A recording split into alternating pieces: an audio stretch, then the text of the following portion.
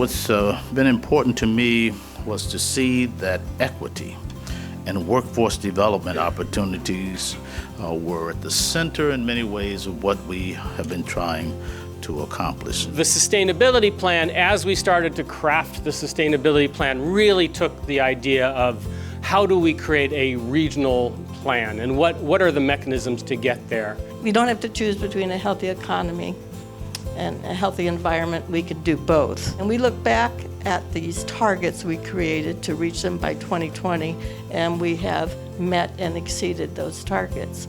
So the model works. It's how you implement it, just like a county sustainability plan, that matters. Business people, members and supporters, the one thing they have in common is that they realize that the economy and the environment are not at odds. And in fact, they rely on each other.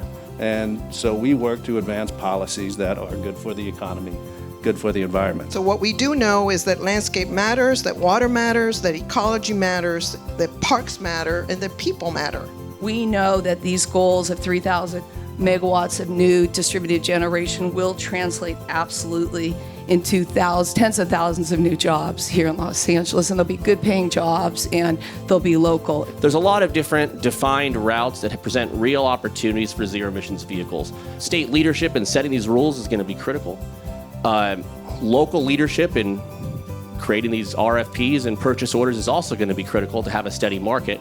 But then also looking for ways to bridge that cost. California is great about this with the different voucher programs we have. This is really an opportunity for global leadership, because if we can actually create a market here and really transition these fleets, that's inevitably going to bring the cost down. Making sure that we're actually pushing forward as we address the infrastructure side of things, as we make sure that the energy that's charging these things is clean, making sure we're putting those orders in, because that does help move the market forward. And it also, just the last point, it helps create jobs. The biggest challenge right now for so many of these companies we hear over and over again is the availability of workforce.